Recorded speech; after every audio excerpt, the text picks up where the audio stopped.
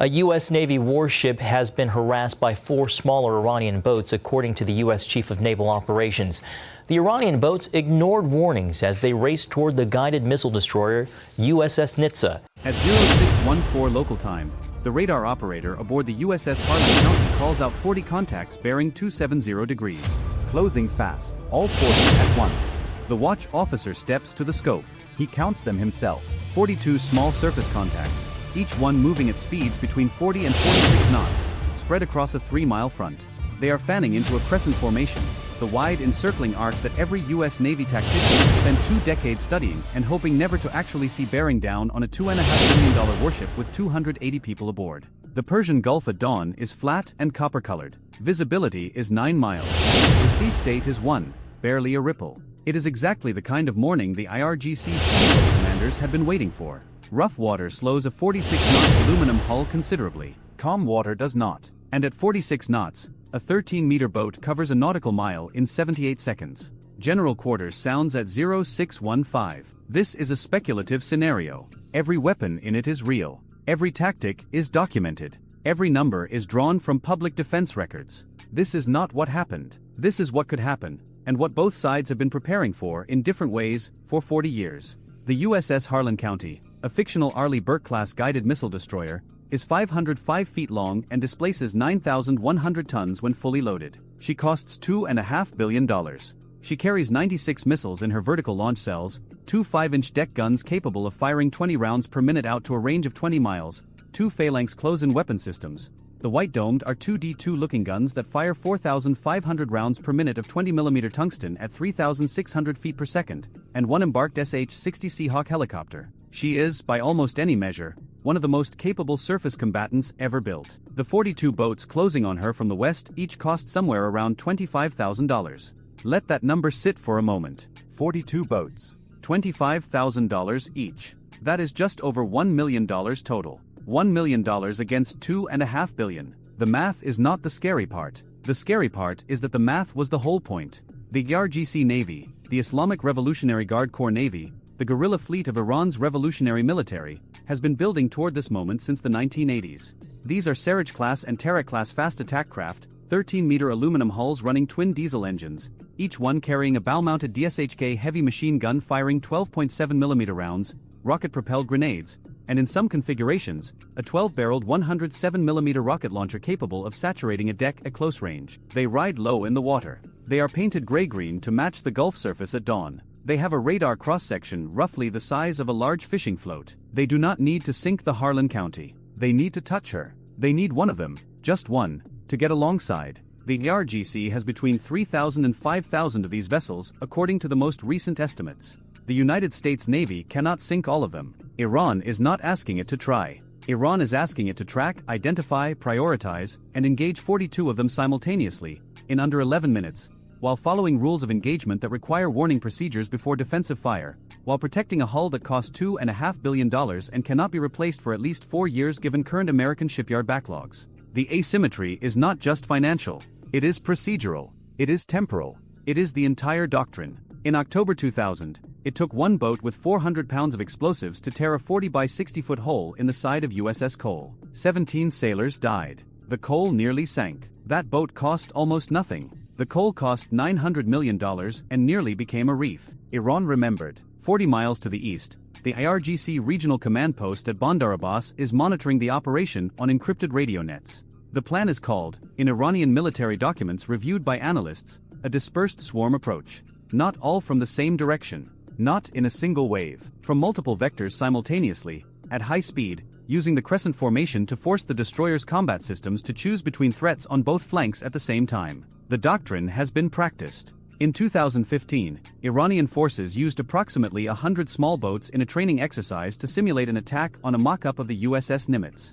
That exercise was not improvised. It was a rehearsal. What the IRGC commanders watching the radar plot at Bandar Abbas were counting on was a set of assumptions they had built from studying every Iranian-American naval encounter since 2008. The Americans always warn first. They call on bridge-to-bridge radio in English and Farsi. They fire flares. They blow the ship's horn. They change course. They fire warning shots. They follow the procedure. The procedure is documented in public manuals. The The IRGC had read it. The procedure buys time. Time is distance. Distance, at 46 knots, disappears fast. And this was the trap.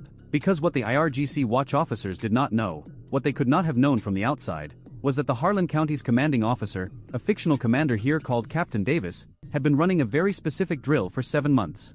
Not the standard drill, a modified drill. A drill built on one specific question: what happens if the procedure itself is the vulnerability? 27 miles to the northeast, the Harlan County's SH-60 Seahawk lifted off the flight deck at 0611, 3 minutes before the radar contact call. A routine patrol hop, logged as such in the ship's deck log. The helicopter turned west and climbed to 800 feet. Standard profile. Nothing unusual in the radar return. The IRGC fast boats had already committed. At 0617, the Harlan County's Combat Systems officer designates the contacts in groups. The Aegis Combat System, the integrated radar and fire control brain of every Arleigh Burke-class destroyer, a system that cost more to develop than many countries spend on their entire navies in a decade, is tracking all 42 contacts simultaneously. It knows their speed, their bearing, their closure rate, their projected intercept point. It has computed intercept geometry for every contact in roughly 1.4 seconds. The system is capable of engaging multiple targets across multiple threat axes at the same time. This is what it was built for.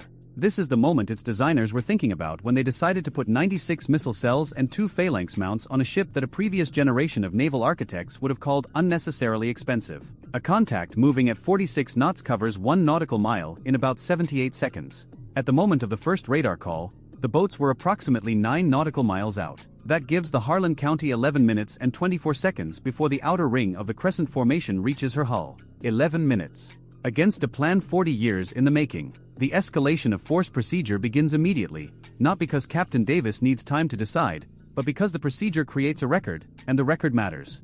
Radio calls go out on Channel 16 and on the IRGC Navy's known working frequency. 5 short blasts on the ship's horn, the International Maritime Danger Signal. Spotlights sweep the surface. Warning flares arc over the water, brilliant white against the early morning gray of the Persian Gulf. None of the boats slow down. This was expected. By both sides. At 0620, 6 miles out, Captain Davis makes the call that changes the geometry of the entire engagement. He does not bring his guns to bear on the oncoming boats. He does not accelerate away, which against 46-knot craft would barely matter. He turns the ship 40 degrees to starboard, perpendicular to the crescent center mass.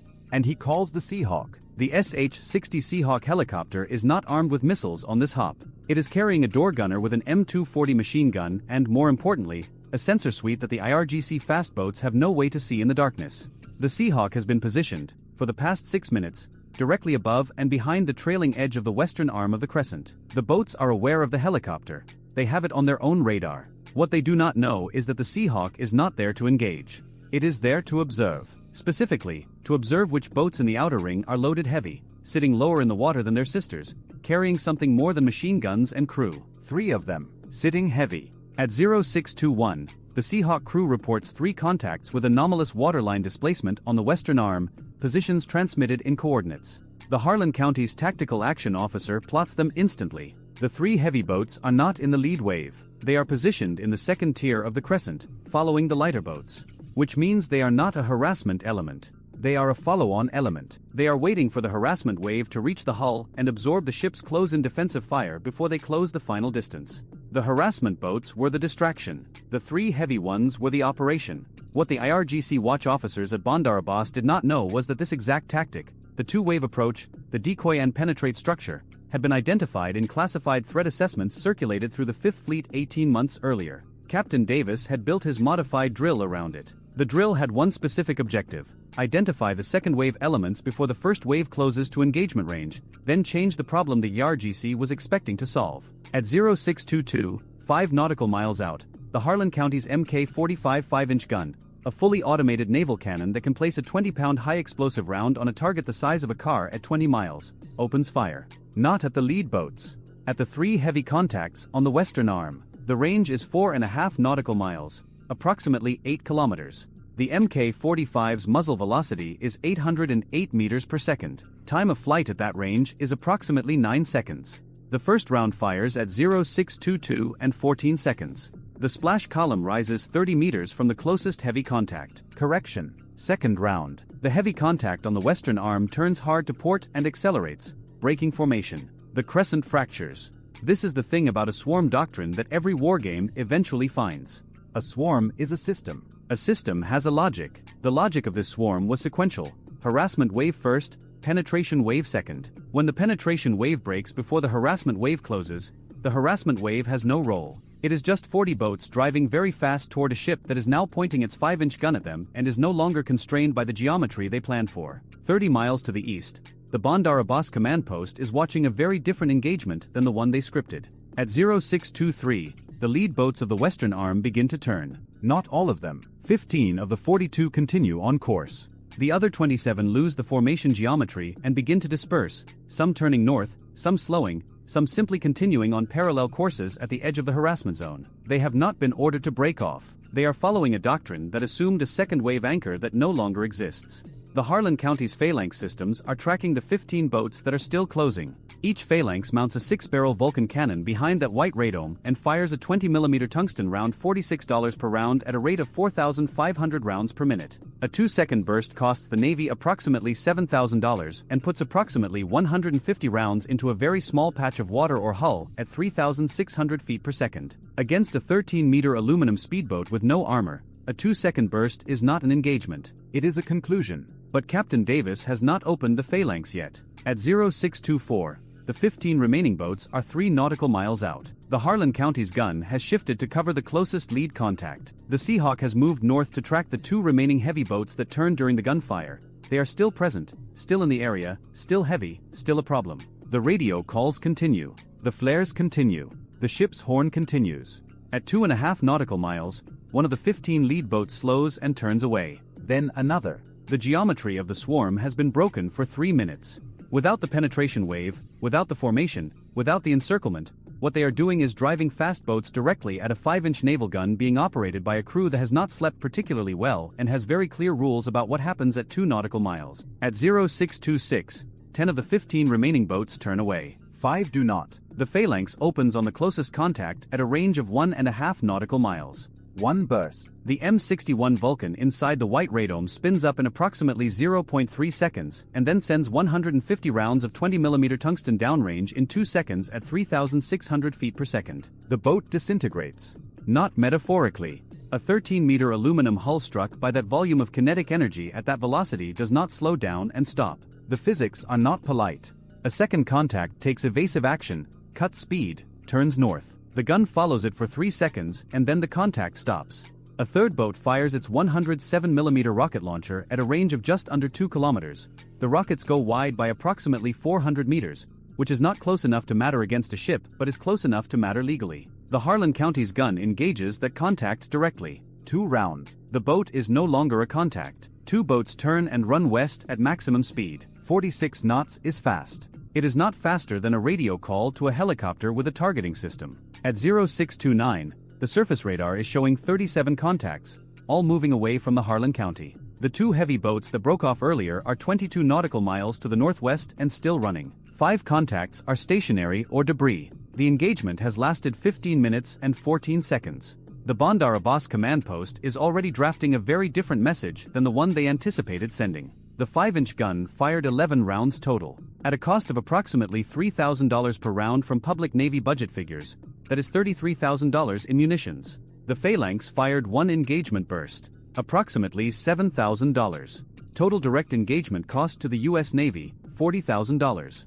The 42 boats cost Iran approximately $1 million to build, fuel, and crew for the operation. Somewhere, an Iranian logistics officer is having a very bad morning and it is going to get more expensive from here. The Seahawk lands at 0641. The pilot files his sensor report. Captain Davis sends his engagement summary up the chain at 0645. The Harlan County resumes her patrol track. Her crew has not had breakfast yet. The ship has a total of 2 confirmed kills, 3 probables, and 1 certain rocket launch against a U.S. warship, which is an act of war in anyone's definition. The diplomatic fallout will take 3 weeks and 17 strongly worded communiques. The Phalanx drum still has 1,440 rounds in it. This is the part the swarm doctrine does not account for. The American ship is not just a target. It is a sensor platform, a data node, a network system that was watching the swarm before the swarm knew it was being watched. The Seahawk had 6 minutes on station before the first radio call. The anomalous waterline data was transmitted and plotted before the lead boats crossed 9 miles.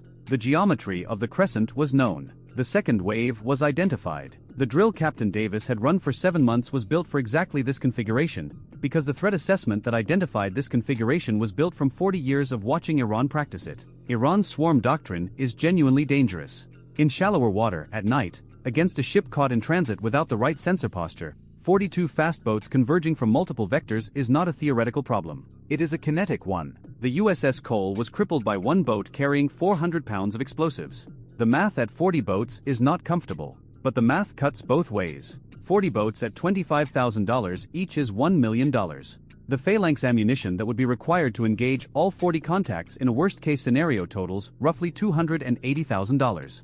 Which means the United States Navy can, in principle, shoot its way out of this specific problem for less money than a moderately priced single-family home in San Diego. Iran's asymmetric doctrine is clever. It is historically successful. It forced a pause in Gulf tanker traffic in the 1980s that dragged the United States Navy into a conflict it did not intend to join. It nearly sank a guided missile destroyer in 2000 with a boat that cost less than a used car. It has harassed U.S. ships in the Strait of Hormuz dozens of times since 2008, gathering data on American procedures and reaction times with every pass. The limitation is the same one that ended every swarm exercise in the war games run at the Naval War College. The swarm needs to touch the ship. The ship needs to prevent one thing. The math on preventing that one thing is very different from the math on building 40 boats. And the ship has been thinking about this problem for considerably longer than this particular morning. At 0712, a message arrives from 5th Fleet Headquarters. 2 words. Well done. Captain Davis reads it, sets it on the chart table, and asks someone to find him a cup of coffee. The Persian Gulf is 34 miles wide at its narrowest point and holds approximately 20% of the world's daily oil supply. Both sides will be back tomorrow. Both sides know it. If you enjoyed this video, check out our other video on the Houthi drone war in the Red Sea. Bye for now.